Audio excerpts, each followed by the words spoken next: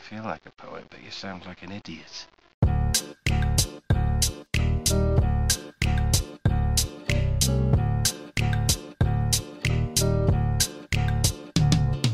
It is December, fangirls and fanboys, and you are having a holly jolly listen to episode 43 of Electric Fancave on electricfeast.com with your hosts, Corrigan Vaughn and Kristin Latterell. It's a rainy Southern California day, so settle in with us in a warm beverage as we talk about the ridiculous discourse surrounding Exodus, Gods, and Kings, the official Star Wars trailer, a new Hobbit movie clip, the magic of Terry Crews, and some nonsensical song lyrics, holiday and otherwise. Boy, howdy. Heyo. Heyo. Corrigan, how you feeling? I saw your post of, it looked like you massacred somebody and you were cleaning. I mean, it was a little Dexter-ish. It was. And here's the thing. So I posted an Instagram last night and I intentionally made it blurry because I didn't want anyone to throw up. And not gonna lie, that took me a while. I kept staring at it, waiting, thinking like my computer wasn't, like the resolution was load? Off. Yeah. I'm like, how long is this gonna take? And then it wasn't loading, and I was like, oh, and I was like squinting at it, and then finally I scrolled down, and someone I think in the thing said like, oh, you blurred it out. I was like, oh, well, okay, I should stop staring at it like a weirdo. But mystery anyway, solved. Thank you. I guess that was intentional because it was pretty brutal. So last night, I have my office is kind of narrow, and So I have the desk that I'm sitting at right now that I have all my podcasting stuff and, let's face it, a huge pile of comic books on. And as you should. And then there's a set of shelves, like the plastic pull-out shelf things. Oh yeah, I hate those. You keep office supplies or and if whatever. you try and pick it up, then they all fall apart. Yeah, they just everything. Yeah. So there's only a little bit of space between those. On the floor in that space, for whatever reason, there was one of those dress pins with the little ball on the end. You know what I'm talking about? Yeah. Yeah. Like a pin. Like a pin, but not the kind of pin you put something on a wall with, the kind you would pin clothes with. Right. So not a push pin, but an actual pin. Yeah. Pin. And so I don't know why that was here because I don't sew or anything of that nature. There's no reason that would be here, but it was.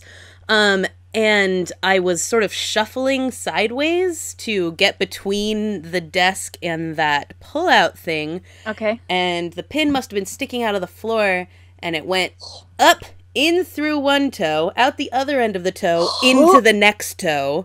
Gross. So far that the ball was in my toe. So I couldn't immediately even tell what it was. It was this moment I was like, this hurts, and I picked up my foot, and your toes are stuck together like this? Yeah, so yeah, they're like this, and I'm like, huh, and so then I'm like, I can feel something in there, and I is the story almost over? It's almost over. I go in, and I pull it, and I see the little bit of color, and I pull it out, and just this pin was in there, so of course, as anyone a magic trick when they pull them out of there. Ta-da! Blood. Yeah. Well, that was the thing is it's just in a horror movie and you see someone do it in a horror movie and you think don't pull it out. Just wait till someone can get to a hospital. But in the moment I was like, there's a pin in my foot. Yeah, it's that panic of foreign objects, probably should take it out. Yeah, I should remove this, and so I grab it and I yank it out and I'm like, oh no. And there's a moment there's nothing there and then all of a sudden it's just floodgates. I didn't know you could have that much blood in your toes and it didn't stop bleeding for an hour and a half. I went and I had paper towels all over it and then eventually it was I got a bucket of ice and water and I put my foot in that and it was just it was like Jaws. Oh my God. It was insane, Kristin. And so then today I couldn't really walk. Did you get a tetanus shot? I've had my tetanus shot, thankfully. And so, yeah, that I'm not too worried about it, but at the same time, I should probably get it checked out. So I made an appointment for Thursday, but I can't really walk and I teach on Tuesday mornings. And so all day I've just been I had to be at school all day, just hobbling around and I looked like a pirate. I'm just shuffling along yar mateys. And very intimidating. You should have had a cane and get a gold tooth. Right? I should have gone. Hey, freshies. Yeah, I should have gone all out. Start insisting today, y'all been calling me Blackbeard or something like that. I don't know why I think pirates say y'all. What do they say for Yar? Yeah, but what do they say for you guys? What's like a group of pirates? Mateys. Our mateys, today you be calling me Blackbeard. And the other thing is that I don't ever use elevators. I'm not into closed spaces and things like that. So I forget we have them. And so it would take me like 10 minutes to walk up like these 2 flights of stairs because I'm like basically pulling myself up by my arms. Like, only having 1 foot actually makes this really difficult. Who would have thought? And then I'd get to the... On the other hand, your other leg's going to be, like, super strong. I'm going to have to, like, work out my left leg after this because my right leg is going to be disproportionately buff. Anyway, how's you? How's you doing? Good. It's wet and rainy here. Yeah. Which is good because we are in an extreme drought. Yes, so it's super exciting. The only bummer is that so I work outside of preschool, and so the bathroom that's right next to outside of preschool. Well, like that's where your office is. You just my sit office outside. Is right outside the classrooms of the preschool, so it's like in the middle of a preschool, sort of. I don't work at the preschool. That's why this is a very confusing story now that I'm telling it. Anyway, the point is that the bathroom next to my office, immediately next to mine, is for children only because it's like like a state kind of controlled program or whatever. Yeah. So in order to pee, I have to walk like all the way across campus. And so whenever it's raining, I'm like, oh, how long can I hold it for? And I'm like, I had like a cup. But then it's an emergency. Wait, use a cup. Yeah. Well, then it honestly got to the point I'm like, I feel like I just walked over there. Like, it's kind of rainy. You know? Like, And I'm like, no, I'll walk over there. Yeah. So, but that's a real moment of reckoning right there. Like, am I at the point of lazy where this cup actually looks better than going out in the rain and having to dry off again after? Yeah. So, no, I just went. I braved it. It was fine. But anyway, but it's fun. I like it. Yeah, it's a nice change of pace. Not so much for the students today who were all like. So when they got up today, it was hilarious. So we have these cloth chairs in the classrooms, and someone pointed out, they're like, oh, everything's wet now that everyone left. And it was just me and this one student in the classroom, and I looked down, and there was just butt prints on all of the chairs. I was like, you guys all must have been so uncomfortable the whole class. Yeah. I'm so sorry. I know. But also, though, it's like kind of fun, because I feel like every time we have rain, I'm like, oh, it rains in the morning, and then it stops raining. But like today, it rained all day. Yeah, and it's supposed to rain through like Thursday, isn't it? Something, I think. And I mean, they always say that, though. Yeah, they say that. It's going to stop, but then it's supposed to rain again, I think, on Saturday. I was also promised thunder. I have not had any thunder. Oh, I haven't heard that. That I was actually waiting for. Yeah, that's really what would complete this, you know? Because this is probably all the rain we're going to get all winter. So, like, I want it to go big. Like, give me some thunder, some lightning. Come on, El Nino. Yeah. Give it to us. El Nino. Spanish for the Nino. Hope it gets here. That's a classic.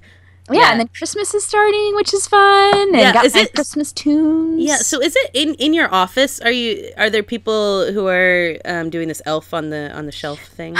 Yeah, because I work. Yeah, there's lots of children obviously running around, and so their parents are all like elf on a shelf, and I'm like, my friends have kids. They post these pictures of. So I don't know if you guys know what this explain is. This. It's a book about this elf.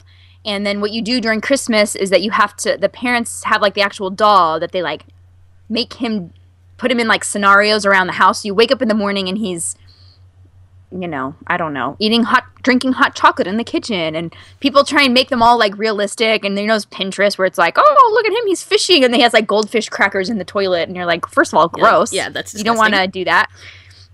Second, like that's way too much effort. They like make fishing rod. I mean, it's like people get elaborate, and it's every night. Yeah. And I think it's just in like every night in December, like up until Christmas, and it's this big thing. But people are like go crazy about it. I was like, I will not do that. I will not have my life run. And then people like all the parents like stressed out, like, oh, I got to figure out something new to do for Elf. Yeah. My kids will never forgive me if I don't. I'm like, guess what? They're never going to forgive you when they grow up and realize you lied to them for this long. Like basically, just rip this is the Band-Aid off and tell them what's up. Okay? This feels like a thing parents do for Instagram. This doesn't feel like a thing you do for your kids. Right? Like honestly, come on. It's the worst. Yeah. And I'm like, come on, I mean, and it's the same thing with those parents who it's like, they put the bunny prints on Easter. I'm like, really?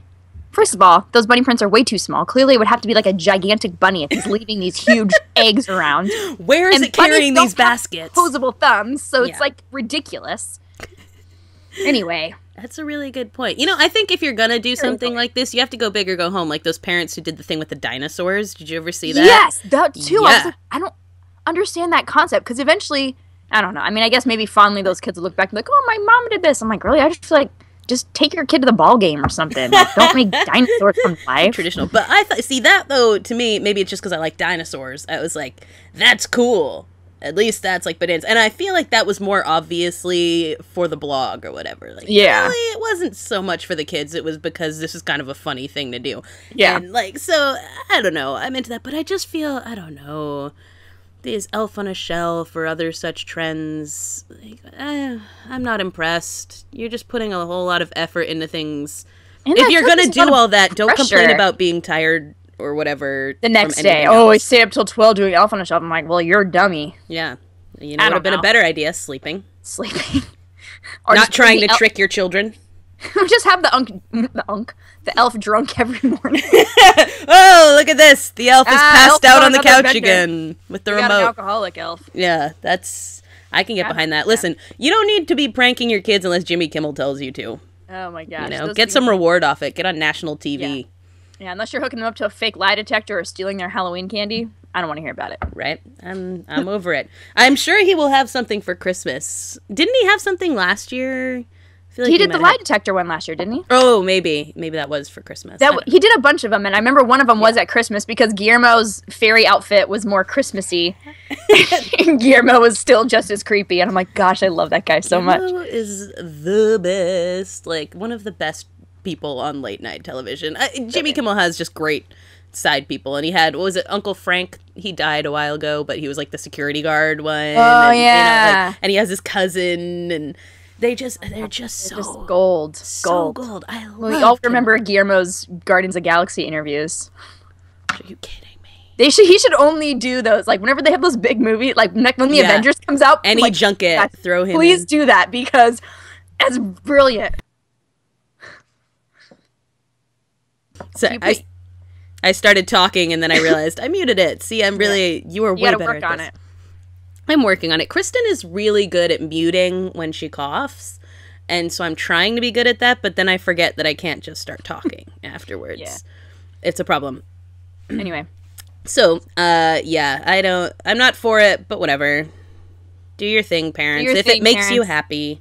We're gonna get a bunch of those parents who then post on our thing, well, when you have kids, I'm like, you're right, no. You know, like, if you put that on there, we will delete your comment. I'm just gonna say yeah, just gonna say ahead of time. I mean, I'm not above doing things for the likes, you know, but I just think you should be honest about it. That's all I'm saying. If I put a selfie up there and I'm like, hey, look, here's a selfie, you should like it. That's fine. I'm not gonna be like, I'm doing this selfie because my children. Yeah, just like the picture yourself. Then we'll know what you want, and we will not. Yeah, we will follow suit or not follow suit or not. We will follow you or we will not follow you. Yes. Those are our two choices. Yeah. Which, you know, another thing that, like, just sort of bugs me about Instagram, and I don't know, now this is a whole other rant, but just connected. And I may have talked about this before, but it reminded me yesterday because someone posted this picture. And it was from some sort of church thing that they're doing now, and it seems like it's a blend of people because I was like, that person and that person and that person don't all go to the same church, but they're all doing a church thing. Anyway, this whole group of people, and I go to then the Instagram for this church that they like hashtag to, or put the @ thing for, and it's like an inclusive community, blah blah blah blah blah, and it's followed by like 50 people, and they follow 20. I'm like, just follow people back.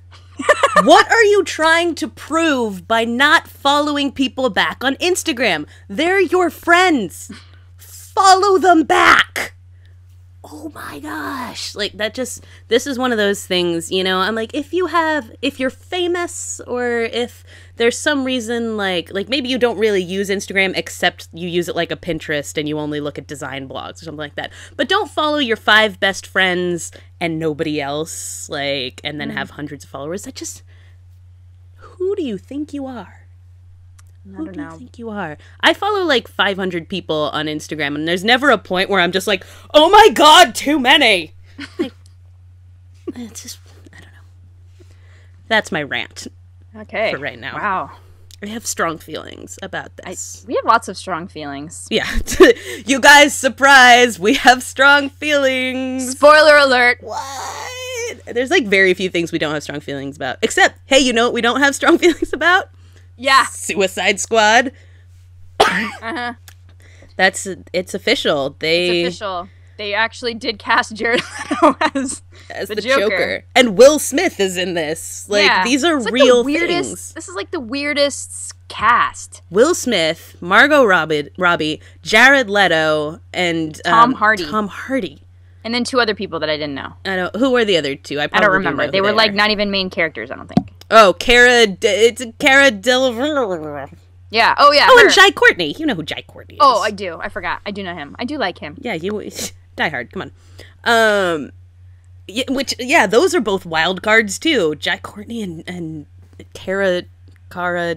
Now I don't know who that person but is. Remember, she's the one who dated Michelle Rodriguez and Zac Efron, and we talked about it with Alex Blakey in our conversation about how we can't pronounce people's names. Oh, and that's right. Yeah, that's right. Alex added the further confusion where we were sure it was Cara, and then she was like, "Oh, I say Cara," and we're like, "Oh, no, I thought I had it." Anyways, like, what a weird. I guess we do have strong feelings about this because what a weird group of people to put in a movie. I guess it's more of like I'm not really sure if I even want to see this. Yeah. I feel like I don't know. Maybe I should withhold judgment till we see a trailer. Maybe the trailer will come out and we'll be like, "Oh, it looks really cool." Yeah. As of right now, I'm like, "Nah, we'll see." Yeah, I'm just. You have to work really hard to impress me, Suicide Squad. Yeah, and it's just coming from. I'm starting at confusion. Is the thing. So, I mean, I also feel like this way a little bit about Fantastic Four.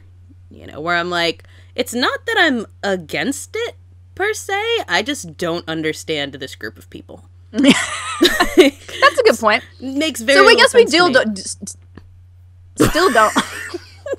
Oh gosh, that was weird. Oh god. Still don't. That's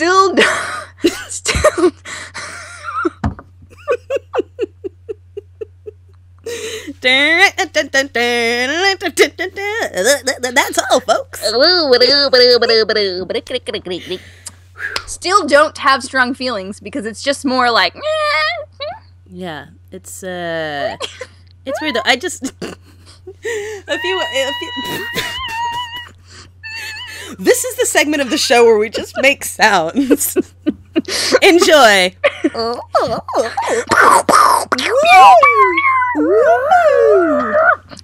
bloop system.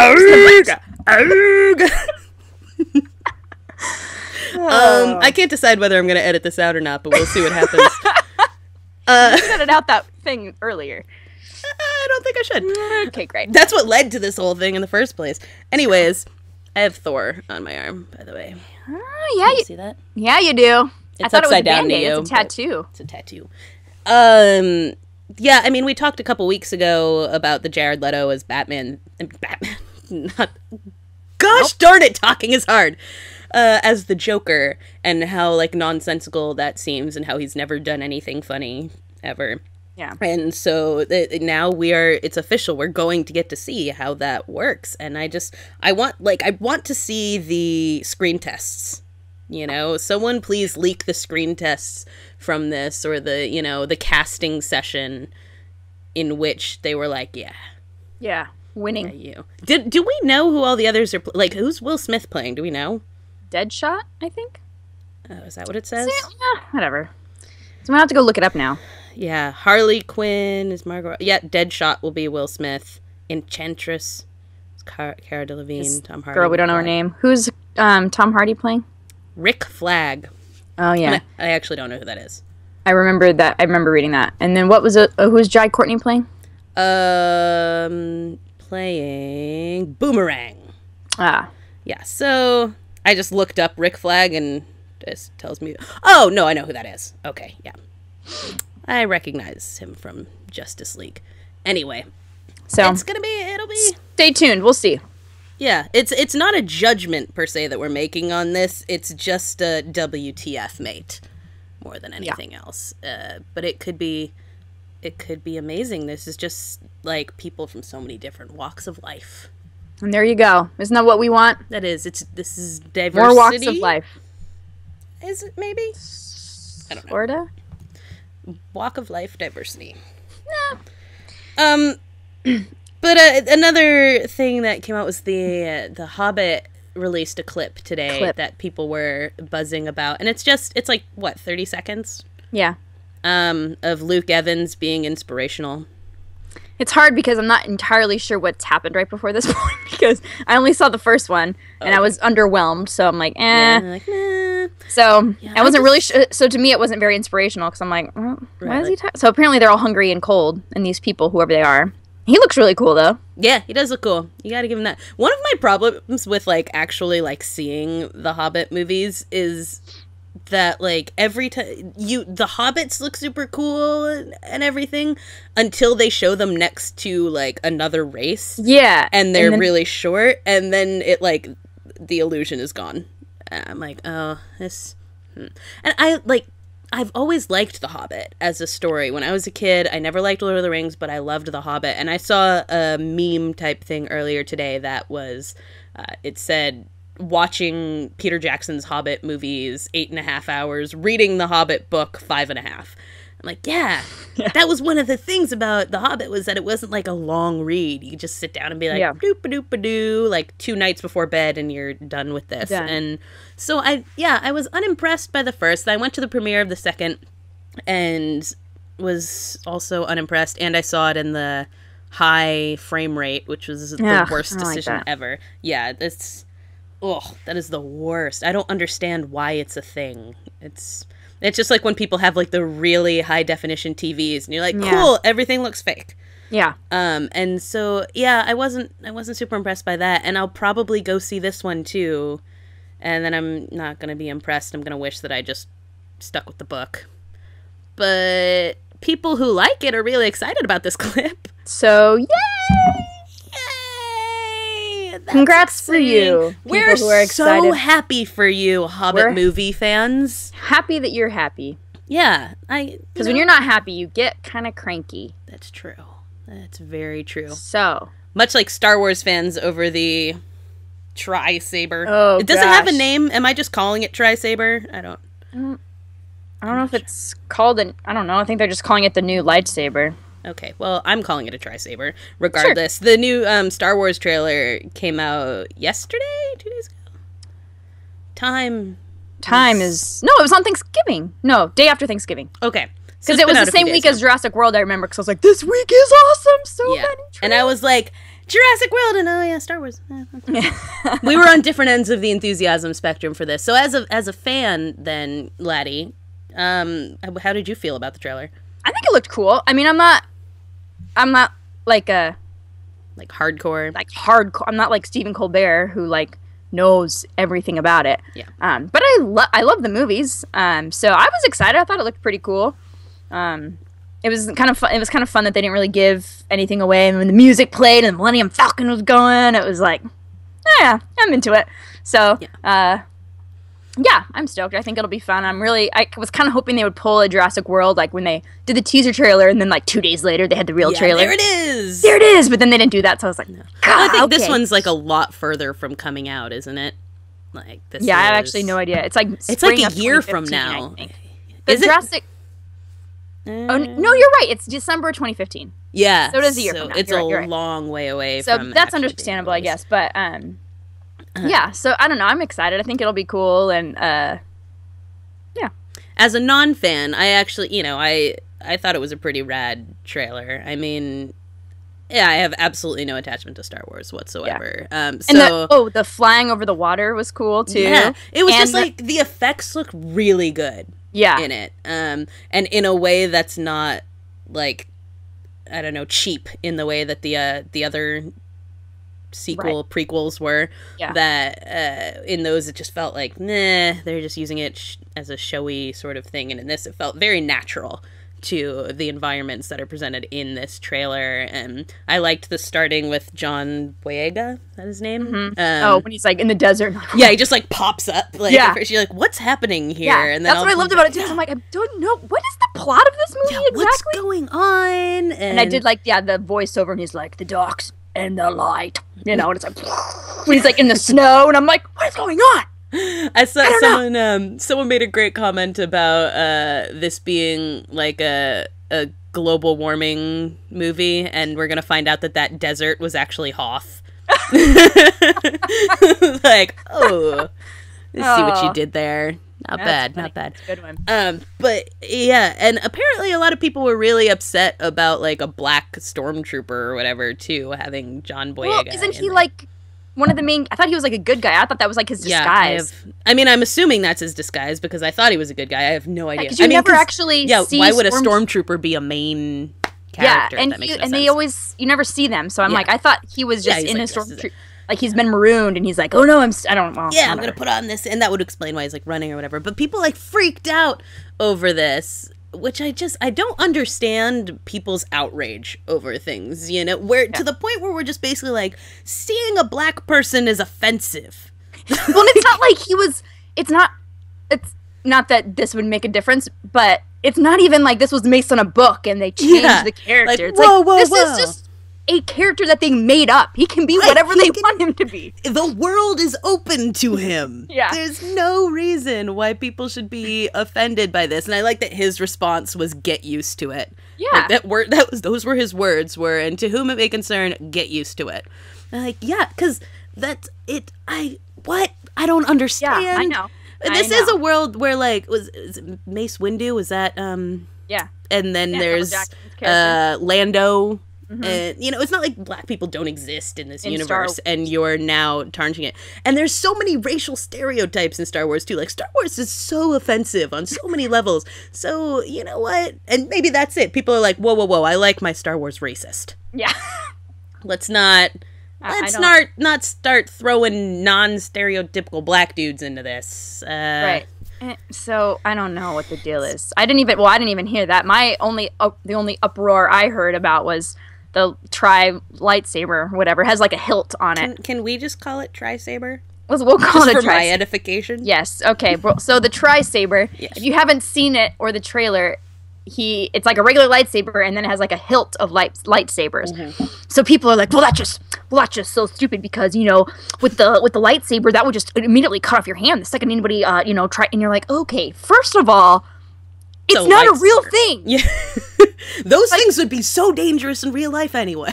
It's not a real thing. Let's start with that. Yeah. But then if you got Stephen Colbert, who is like, I don't know if there's anyone that's more nerdy than him, because not only is he now, I've learned, a huge Star Wars nerd. I mean, we already knew he was a gigantic Lord of the Rings nerd. Yeah. So then he comes out and he's like, you know, it's like watching a little kid on Christmas, and he tells the story of when he was in 8th grade. Wait. Before he goes into that, when he shows the clip from the trailer, afterwards, he just starts making gun noises and going like, woo, woo, woo, like, in his chair. Yeah. Oh my gosh. It was the best thing ever. Now, go ahead and tell what he did from there. So then you're watching him kind of have this like fit of excitement. When he goes into this story of like when he was in 8th grade, his friend's dad got them tickets to the premiere of some movie, and they went and saw it, and he's like, didn't even know what it was about. He's like, and then, you know, everything had changed. And I went to school the next day, but nobody had seen it. Yeah. Because the thing was, too, it was like he won a contest for those tickets. So it was 2 weeks before the movie came out. So he's like, I've been a fan 2 weeks longer than anyone. Yeah. You know, so he's ranting and raving, and he goes into like the science of why this tri-saber is actually a really great idea. Yeah. This whole thing. Oh my gosh. You really need, we'll link to it, but trying to have us say any of the thing. I'm gonna ruin it. Just watch it because it's adorable and it's hilarious, and he's just magnificent in it. But delightfully combative, and you know, it's fun. I mean, I assume that we love this for the same reason that people bothered to listen to us talk about things, that we're excited. Right. Totally. You know? It's like, if you just want to see someone really passionate about something, watch this, you know. Yeah. People are not listening to us for our amazing insights on things. They listen to us because half the time we make crap up enthusiasm. and we're wrong, so. Yeah. This is what I assume about our audience, is that they don't really care whether we're right or wrong. They're just like, hey, they're happy, and this is a happy thing. And that's exactly what it's like watching Colbert in this moment, or when he's into something really passionately. Mm-hmm. And so it was just so fun to watch him, again, as someone who, I mean, obviously I have a knowledge of Star Wars because I live in America. I could name their black characters and things like that. But to see, like, even as someone who has no attachment to this franchise, watching someone get so excited about it is just, like, Totally. in a way, too, where he manages to be, like, schooling people while not looking like a pretentious douchebag, too. Yeah. There's a way you can sort of pull that off, and he's totally nailing it. And at my dog, he was scratching. Yeah, I could hear him. Yeah, he's getting a little crazy. He Getting a sometimes little he gets into it, and it's like a weird compulsion. He just has to keep like digging into his couch. I'm like, you can't get into the couch. That's as far as you go. It's impenetrable. But he wants to. But yeah, so Stephen Colbert was very adorable on that, and the Star Wars trailer looks good so far. Yeah. I'm looking forward to excited. seeing where it goes. I am hoping that J.J. Abrams makes me a Star Wars fan. If anybody can, I think it's him. He made a bunch of, he made a bunch of people angry, but he also made a bunch of new Star Trek fans when he did the new Star Trek. So Exactly. I will hold that it was, Bob Orchie who made Star Trek fans angry and not JJ, but okay, maybe a little bit of both. I thought about JJ talking in Playboy and saying offensive things about women in Star Trek, and I realized no, it was both of them. But regardless, I have high hopes for where this is going. Yeah, me too. That'd be cool. I cross my fingers and hope that it's gonna be amazing. So the other movie thing we were talking about today. Yeah. You've heard us rant about Exodus. This is not a happy rant. Yeah, you've heard us rant about Exodus, Gods and King for a while now. Basically, from the moment we heard this was a thing, we started ranting about how stupid this is as a thing. Because where is this market for biblical epics right now? I don't understand it. Like, people keep watching them and they keep making money, but I don't know anybody watching them. Yeah. I don't understand this. And then casting all white people as everything but slaves in it. Well, people have, now that it's coming out, started questioning this as well, very publicly. Well, and I think it's now that I think they've started to notice the trend. I think maybe like with Noah and stuff, like yeah. Okay, but now I think because Exodus is so plainly like about Egypt. Yeah, like, people right. like, there's not really a lot of room for like interpret whatever you want to call it, but yeah. So and so yeah, I think you're right. It's that this is like specifically located where when you watch something like Noah or something, it's like, well, it's wherever. Like that's it's fine. And so the questioning people are having is, okay, this is a movie about Egypt. Why is everybody white? To which, first of all, let's start with Ridley Scott here. Ridley Scott's response to this is like just a special kind of like weirdly offensive. You know what I mean? Like where you're just like, wait, did you really just say that? Because what he said was something along the lines of, I'm trying to get funding for this film. And was he filming it in Spain? Is that what he's saying? He's getting funding from Spain, or he's filming it in Spain? I don't remember. Something like that. Trying to get filming. Spain comes into this somehow. I could cast Mohammed so-and-so from such and such, but nobody's gonna fund this. Mohammed so-and-so from such and such. Like, regardless of whether he is stating a truth about the industry, a sad truth that people will not fund, a movie with people of color, which is also, I don't buy that as a truth, but even if that's a thing he believes is a truth, Mohammed so-and-so from such and such? Like, Egypt! How about Egypt, the place that you're filming it? Don't just pick a stereotypical Middle Eastern name and, like, act like, oh, from some old town somewhere, like, East nowhere. No, from Egypt. The place your film takes place. Yeah. Kristin, what? I don't know. It's beyond, yeah, I don't know. Yeah. I don't know. And then Yeah, and then Rupert Murdoch. Well, hold on. Before we even get there, I will let you... I'm not done yet here. Okay, I'm sorry. Because we get Christian Bale and Joel Edgerton asked about this. Joel Edgerton just gives like a total shrug off of it being like, I didn't really think about it, and you don't turn down an opportunity like this. So, there's that. That's fun. You don't have to think about these things when you're a white dude. Whatever. Then, just to make it worse, Christian Bale's response to this is not only, like Joel Edgerton says, like, you don't turn down the opportunity to do this movie, but then he goes so far as to say that he shouldn't be, like, punished for being born in Wales and happening to not have a tolerance for sun. As if him not getting this role would be punishment for not being able to be black. Kristin Latterell. Yeah, I know. What? Yeah. Oh my gosh. Well, yeah. Like, how do you justify that? Like, yeah, I'm sure all of the people of color who actually are from there are thinking the same thing. Like, it's too bad I'm being punished for being born in Egypt. Mohammed. For being Mohammed such and such. It's baffling how little people think, A, about the idea of casting people of color in the first place, and then B, about the words they choose in then being confronted about it. I can't understand being an actor in a business that is often criticized for this and not having ever thought about it. If someone were to ask me about this, what would I say? Or just watching movies and being like, you know what? Yeah, there is kind of a lack. Huh. Well, I should think about that a little bit. It's baffling to me that this is not a thought that ever occurs to these people. So then when they get in an interview, they're blindsided and they say stupid stuff like that.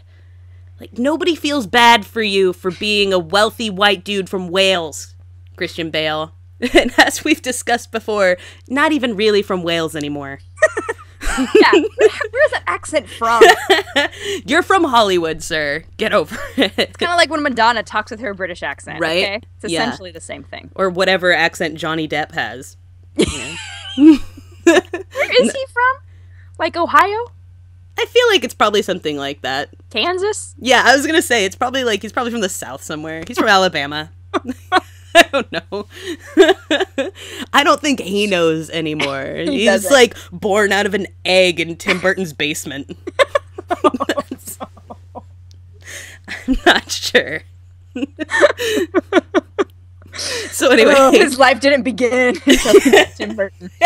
Everything before we have no evidence of him before Tim Burton. So yeah, but Rupert Murdoch, you go ahead and take that part of the rant, because so I'm gonna drink for a second. So this reason this started was because I'd seen this article, and which was funny because the article was on like Yahoo or something, and oftentimes I've come to find that the taglines are very misleading. So this one, and I wish I had actually saved it, because for this one I didn't even read the article for a while because I was trying to decide like where it was going to be going from this tagline. It was like, Rupert Murdoch addresses Exodus casting controversy, and then like the sub little line was like, they made it sound like he was calling people ignorant. And I'm like, okay, sure. Okay, sure. And so I go in that. And I'm sure Rupert Murdoch has great insights. Okay, on but then he actually, that wasn't what he said. People were calling him ignorant, which made it better once I got into the thing. So he goes in and people are, complaining about this, and he says, so good. Well, oh gosh, he actually says, he's like, well, kind of essentially not really sure what the big deal is. He's like, I don't know what the big deal is. I mean, like all the Egyptians that I know are white. And I was like, what? Which my response, and I think I said this to you, Laddie, but my response to it was, I have a feeling probably most of the Americans he knows are white too. Yeah. So yeah, I was like, but what? And so then he keeps trying to make it like better, and he's having like a Twitter argument, and people are just, I mean, like so mad. Yeah. And he just keeps trying to like I don't know if he's even trying to make it better. I think he just keeps. I don't No, even know then what he's trying he to do. eventually just goes, let's change the subject. Yeah, eventually he just kind of stops because he realizes he's not going to win because his argument has no basis in logic or the real world. But he can't. I'm not even really sure what he's trying to do, and he just keeps. Oh, because he also says, okay, maybe they're not all white, but they're far from black. They made black people slaves. What? And people, and like, I don't even, like, how do you, I don't even know what you were, golly, how do you respond? I don't even know what you respond in that instance of. Oh, you're at the point where you're like, it's that person's brain is a bag full of cats. Like, well, and to me too, there has to be some kind of like public relations person for this movie, right? Like, doesn't he have a PR person? And this isn't like a new thing that people have been talking about. I mean, it's been months that people have been having this discussion. Yeah, why is nobody coaching him? Right. At least to not say anything. Yeah, this is and I don't understand, like, at the core of it, I don't really know why he's weighing in the first place. Like, is he funding it in some way? Because he works for the company that's putting it out, right? Rupert Murdoch? I mean, maybe he owns it, I guess. Yeah. I don't... Yeah. So who knows? Because he's rich. He can weigh in on... He's super wealthy. I assume he owns everything. He's a celebrity that's rich. Don't they weigh in on all kinds of stuff? Yeah, sure. If they have any... Yeah. It's just such a weird... I mean, I guess it's kind of like Donald Trump does the same thing, right? Like, when there's, like, these things that have nothing to do with him and he weighs in with some stupid remark that you're like... And why do you have a dog in this fight? Everybody latches onto it, and it's like the big story for the day, and you're like, why are we caring? Why do we care about this? Yeah, this person, we should be ignoring that they exist in the first place, let alone that they have an opinion about this. I know. Maybe we should have done the same thing here, but... Yeah, I don't... It's just part of a strange, baffling conversation happening around this movie in the first place, where everyone who's not working on the movie can see why this is bananas, and nobody working on it seems to have any sense of this. And I think what's sad too then is that there's no, that's the conversation then is stopping there. Mm-hmm. Because nobody wants, because they're so worried that I don't know what they're worried about. No one's going to see it, that it's going to lose money, whatever they're worried about. So instead of being able to actually have a conversation about this, what's the word I'm thinking of? Backlash. Thank you. Flashback? That wasn't right. Because instead of being able to talk about it, now having a dialogue like, hey, yeah, maybe we didn't do this right, or maybe whatever. And instead of having to be able to admit that and talk about it, it just is getting like shut down, or they're just coming out and saying these ridiculous things. And people who actually are like, you don't see this as an issue? Like, can we not come to, that's what I think is one of the biggest things about it too, is it's getting stopped before it gets started. We can't change anything about it if you're not willing to even have the conversation about it. Exactly. And I think it's disheartening on that level, and to say with Ridley Scott, for example, saying, I'm going to try to approach them for funding with Muhammad such. Well, what if we don't go Muhammad so-and-so? Like, what about The Rock? What about, like, all these people of color who actually do lead movies that make millions of dollars? Did it cross his mind? Because the way he says it is as if, like, I would have loved to do that, but my hands were tied. We have no evidence it crossed his mind to cast someone who was not white. Yeah. And so he's trying to shut the conversation down at that level and say, you know what, my hands were tied, without actually showing us that this is a thing he cares about one way or another. Mm-hmm. And so I think you're right. It's just the conversation ends there instead of actually having any productive, thing come out of it, which is unfortunate. And so these things keep coming out, and I'm amazed, when I watch things. This is one of the things I've been so disappointed in lately, seeing movies come out from people that I like normally. And so things like Skeleton Twins and like This Is Where I Leave You, or what's that one that I'm not really into the movie, but still it's the sequel one that's out right now and has Jason Bateman and Jason Sudeikis. Horrible Bosses. Like, I'm not attached to the movie, but I like those people who are in it. And they keep coming out with these movies that are just, like, all white casts. And, like, at least in that one, they have Jamie Foxx where everybody's playing, like, this ghetto thug guy and stuff like that. And you're like, why are you guys not thinking about this? I don't understand. Why is this not dawning on you in 2014 that your movies are just getting whiter and whiter? I want to think they're thinking about it. That's all. Right. That's all I ask. Let's have this conversation, you guys. Let's have it. When you sit around and you cast a movie, let's have the conversation. Let's use Fast and Furious as our benchmark. Right. For diversity, people. Kristin and I have been ahead of the game for the past 15 years or whatever since Fast and Furious came out. Yeah. Get on board, Hollywood. And this new one has, the new one I've noticed, and I actually don't even know the name of the actress, and in the trailer, I didn't even know she was in it until they bust her out of that train, or whatever she's in, the bus thing. Mm-hmm. In the very beginning of the trailer, they, like, bust out, it's like a black woman that's added to their crew, it looks like, right? Oh, maybe. I'll have to go back and re-look. That's who, like... Everything happens so fast. Paul Walker is, like, she's in some kind of transport at the very beginning when the whole thing happens, and whoever she is, and it's like, look at that, continuing the... Yep. It's like if they're going to add, like, Jason Statham and stuff to it, they got to add more people of color. They got to balance it out. They do, which it's like a great balance, and I don't know. But obviously those make no money and should not be used as a template for anything. Totally, because nobody watches them. Nobody ever goes to see those movies. Come on, guys. Get it together. Let's do it. So, hey, here's a person of color. Terry Crews! Our favorite. Terry Crews, you guys. This guy did... He's winning at life. He's winning at life. Every time he says things, I'm just happy. Yeah.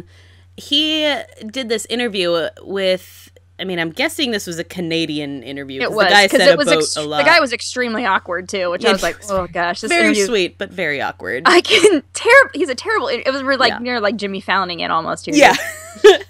Pretty much. He had nothing to add to this conversation, but basically the whole thing was a conversation about masculinity with the man who probably for many men in America comes to represent the masculine ideal, Terry Crews, this big beefcake guy. Ex-NFL player. Right. Just all muscles, the Old Spice commercials, all of that stuff. And he has so many amazing gems in this where he's basically talking about, men and ideas of power and rape and about consent and then about teaching men that it's okay to have emotions.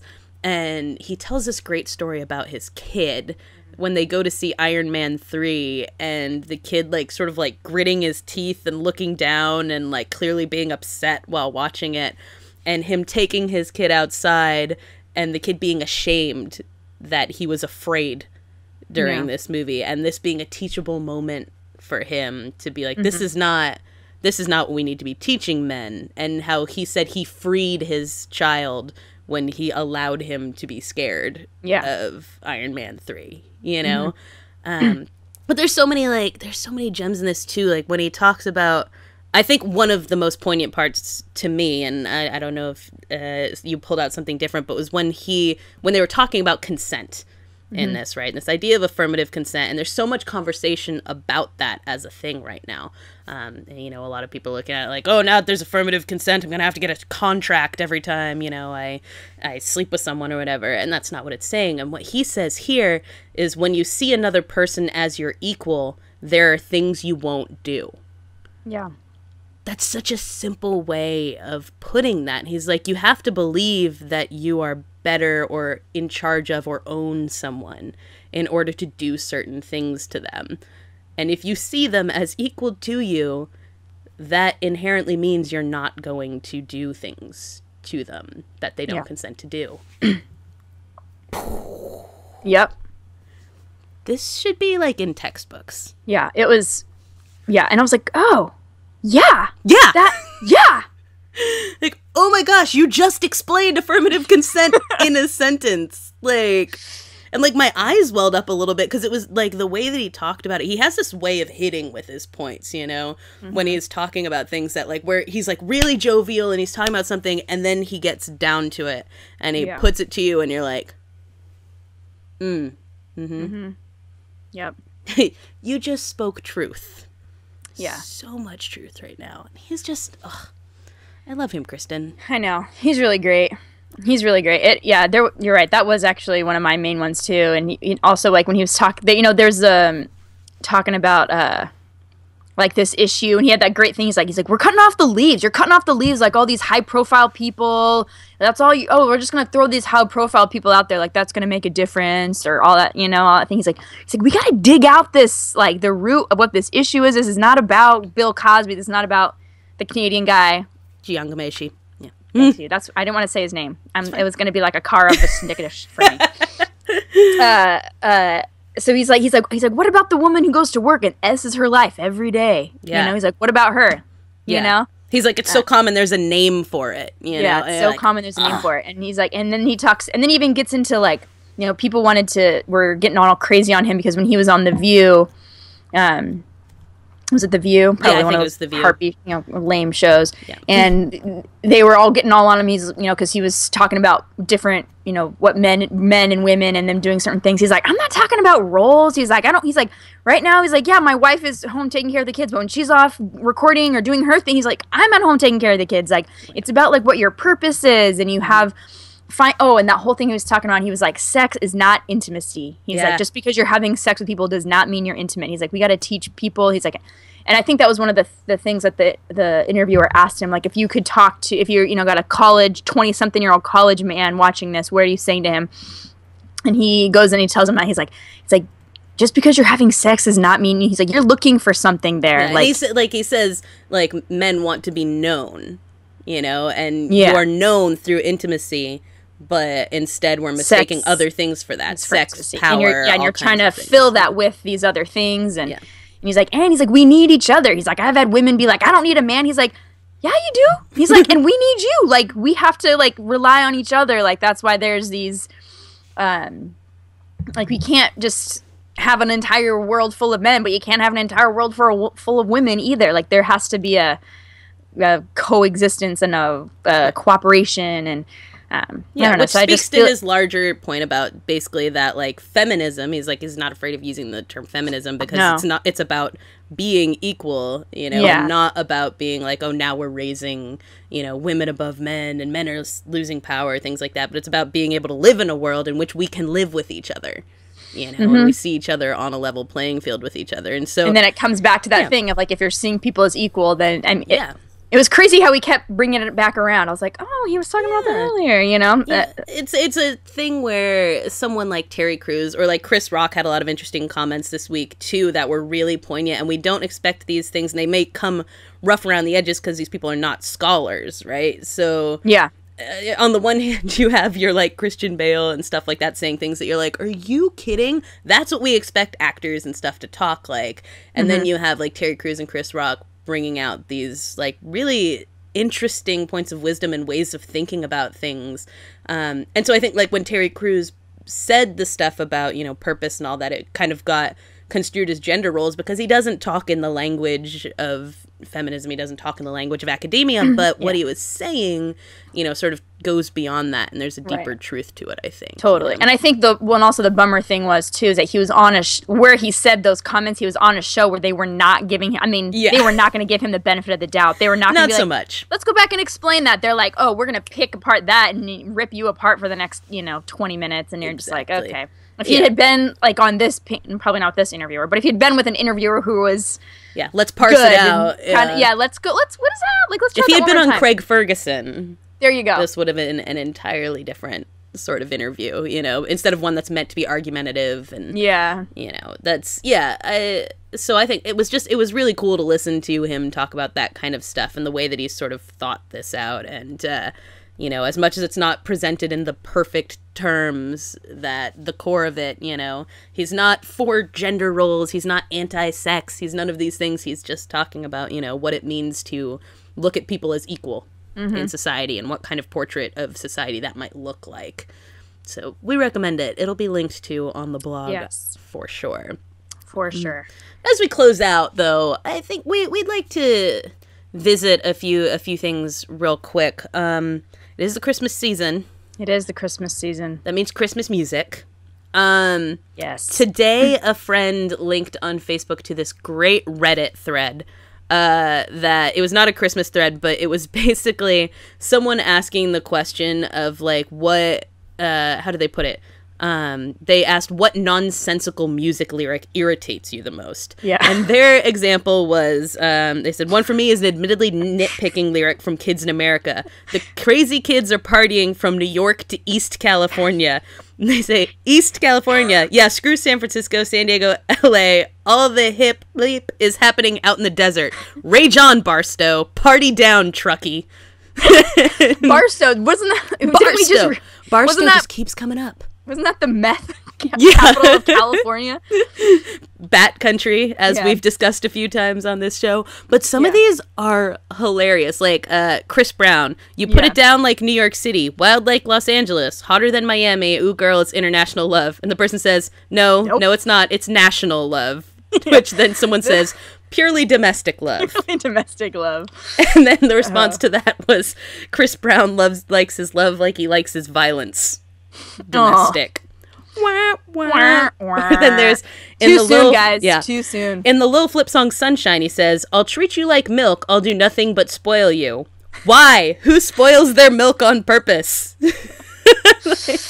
Oh man, that's pretty good. So there's all these great ones, but also a friend of ours posted on Facebook the other day, and she was like, "Okay, what is your least favorite Christmas song?" And people are pretty passionate about that. I mean, I think across the board we can all say that Simply Having a Wonderful Christmas Time is a terrible song. It is pretty terrible. Red Christmas Shoes is a terrible song. That's what, or is it the Christmas Shoes? The Christmas Shoes. Not Red Christmas Shoes. The Christmas Shoes. The Christmas Shoes.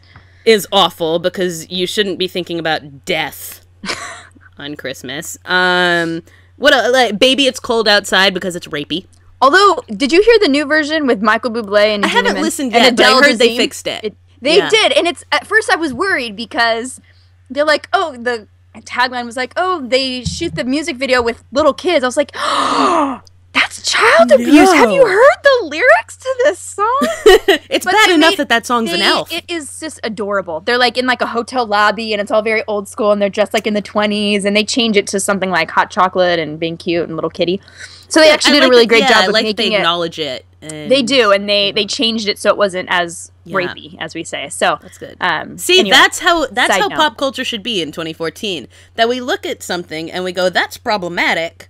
Let's not do that anymore. Let's make it adorable." Yeah, that's doing it right. Adele Dazeem and Frank Michael Sinatra Bubbles. guy. Michael Bubbles. I was just talking with my friend that SNL skit with John Hamm and Michael Bublé when they were going to have the like restaurant Ham and Bubbles. He's like, good. It's Bublé. And he's like, nah. That was a surprisingly good episode. Yeah. But yeah, okay. but the one that I think a fair amount of people, but specifically Kristin with a special vitriol hates is Mary Did You Know?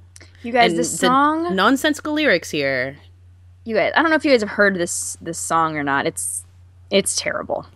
So the whole point of the song, and it's like, Mary, did you know? Like, you know, asking all these questions of like, did you know your baby was the savior? I'm like, yeah, she did. There was an angel that came and told her. And I'm like, guess what? She'd never had sex and she's having a baby. I'm pretty sure she knows there's something going on. Something's up.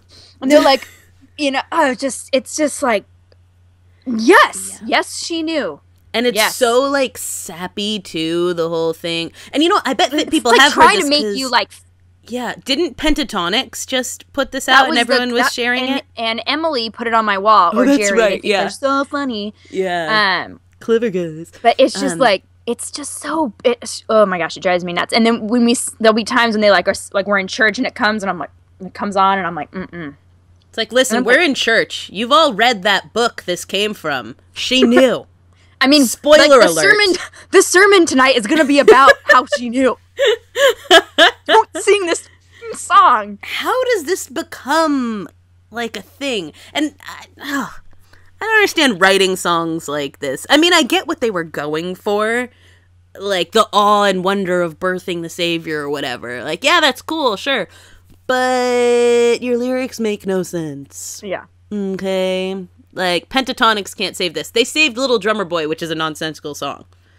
Which someone, I think it was on that thread, too. Someone ranted about it. Like, there was no drummer at Jesus' birth. Why would you drum for a baby? Yeah. Like, yeah, That's a whole level of nonsensical I'd never even thought about. I was still getting over pa-rum-pa-pum-pum as the central lyric to a song. Yeah. But yeah, that's true too. That makes absolutely no sense. Yeah, I know. It's ridiculous. I mean, even the part where it's like, oh, did you know that the blind will see and all this stuff? I'm like, probably not, because she's like, do you know what your baby's going to do when they're 33 years old? Right. So, hey, Mary, did you know that your kid was it's going to be in prison for racketeering? Like, I don't know. No, I didn't know that. So, like, both yes, I knew, and no, I didn't know these other things. Like, how would I know that? Did you know that? It makes me so angry. I'm like, guess what, Mary? She was a normal person. She did not... No psychic powers on the mother of God. She doesn't have any psychic powers, and she did know the things that you know, because she was told beforehand, like we just read in the story. So let's just look at this from a logical standpoint, people. You turned off your microphone again because you coughed. Wait, is it not on again? Now it's on. Oh, it probably just took a second to come back. Okay. That's all. But here is what I said.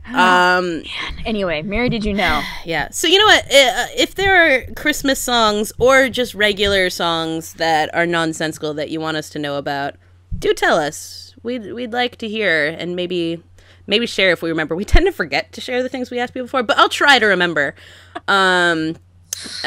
Speaking of which, too, by the way, correction last week, Matt Vest doesn't just hang out with random 14-year-old boys.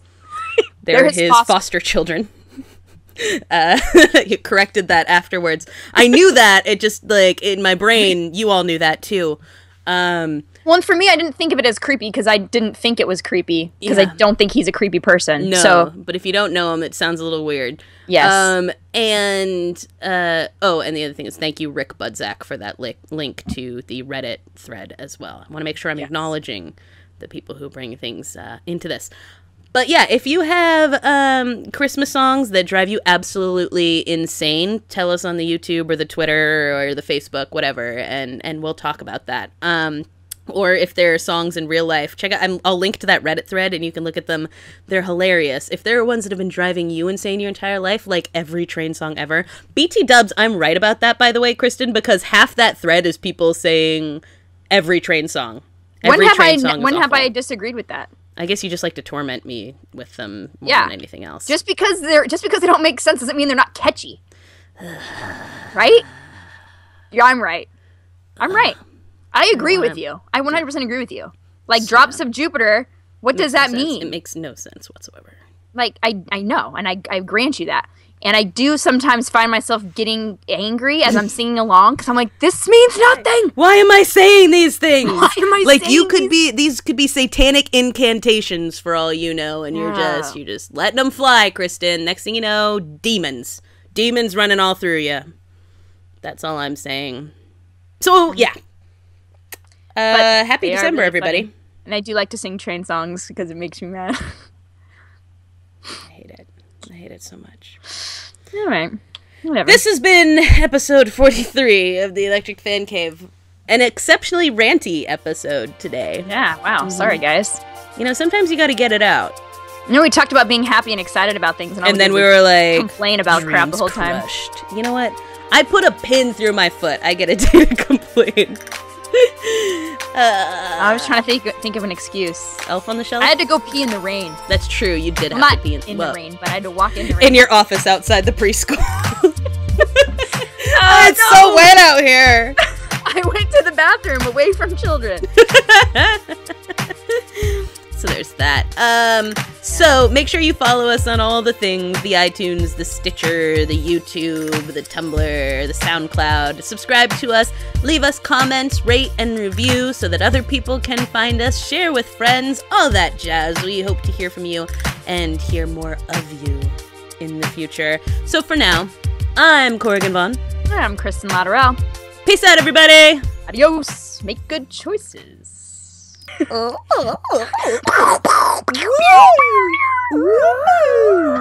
bloop, the bloop.